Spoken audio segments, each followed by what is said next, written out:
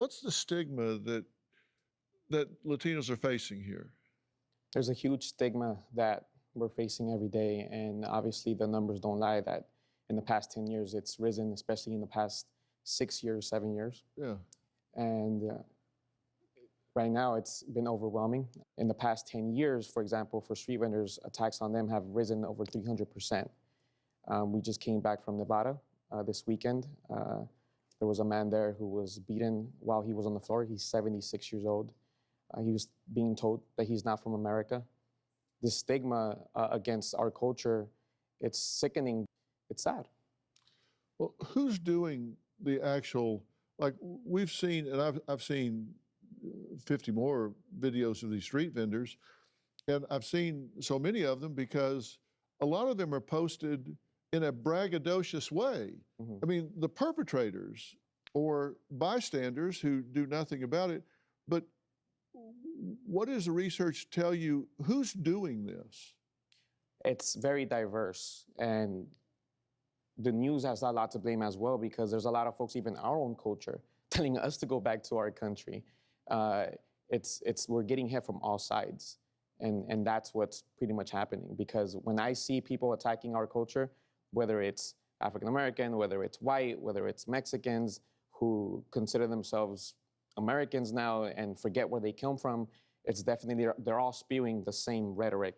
And this, after the presidential election in 2020, that I did not want any part of politics. Like, I never wanted to see it. I never wanted to be a part of it. I just thought it was all rigged. And to the point where I just really wanted to go back to my roots. I really wanted to go back to my community. And even though I was already in the ground, as you've seen in 2017, there was chaos going on in my city, I started seeing these attacks on street vendors happening everywhere. And growing up where I grew up, you know, it's rugged. You know, I can tell you that I do have a hood background, right?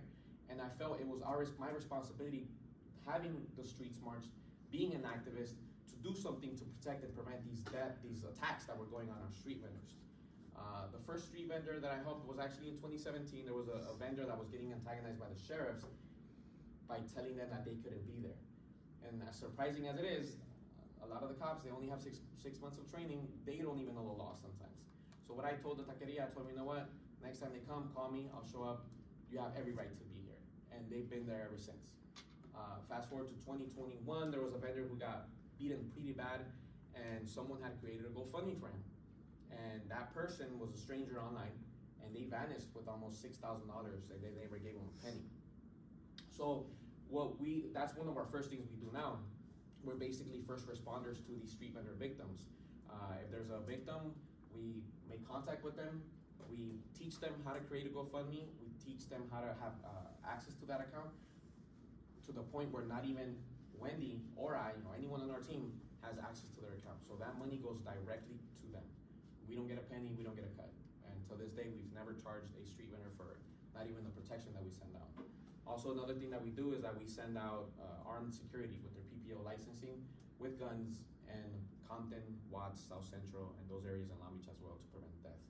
Last year, sadly, we had a street vendor who was 34 years old. He was gunned down in front of a 7-year-old daughter. He was selling fruit. 2 men approached him. They asked him for his money. He didn't understand what they were saying, and they used his daughter as a translator. And after, I don't know what happened, to the point where the men shot the father in his chest, and he passed away right in front of his daughter. And that hurt, because we already had security out there. And I didn't get to meet this vendor. We didn't reach, I mean, there's 10,000 vendors in the city of LA alone, but we amped up our security, and that was in 2022. Luckily, in this year, 2023, we have not had one death from a street vendor robbery. And I think that's been a huge accomplishment, and that's through. Another thing that we do also is that we push for legislation for street vendors. In 2018, one of the people that we trained to run for office, Ricardo Lara, he actually wrote a bill called SB 946, which is super important. SB 946 protects all street vendors in the state of California from arrests. Prior to that, if you were selling without a permit, police had every right to arrest you. And during that time, the reason why SB 946 was very important, Trump wanted to deport people with misdemeanor offenses. So if you were a street vendor, you were selling without a permit, you get arrested for simply selling, you could get deported for that. And so SB 946 protects that.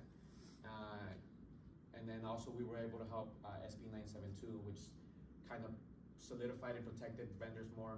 There still needs a lot of work. There's still a lot of vendors who I'm pretty sure you guys have seen. Vendors are selling on the street, and then they you see the Department of Public Health come and they throw away their food. And there's a lot of misconceptions. People say, well, how come they don't just get their permits, Or how come they just don't get a restaurant? Well, taco stands, permits for taco stands do not exist throughout all California. And in order for you to open a restaurant, it's very expensive. It's up north of $150,000. And also eloteros, or people who sell on the little carts. I didn't know how hard it is to get a permit for them. You have to have an industrial kitchen or a commissary. Basically, you have to rent a piece of a warehouse that is very expensive to store your cart. Sometimes that's not even have to do anything with storing food. It's just a cart. It's kind of, I don't know, still doesn't make any sense to us. This year in April, we started going to the LA County Board of Supervisor meetings, which are very boring, very long. They're on a Tuesday, 9 in the morning. We would show up and be there for 7 hours, advocating and speaking up for street vendors. And what we were able to accomplish this year is that we were able to accomplish that they're going to pass this new code. It's called MICO, a Micro Enterprise Home Kitchen. Basically, now that if you're a street vendor, you can start your own home restaurant. The Department of Public Health can come to your house, inspect your kitchen once a year, and you can sell food from your house. You can also have a cart. If you sell elotes, you can use your house kitchen in order to represent your cart, and you don't have to pay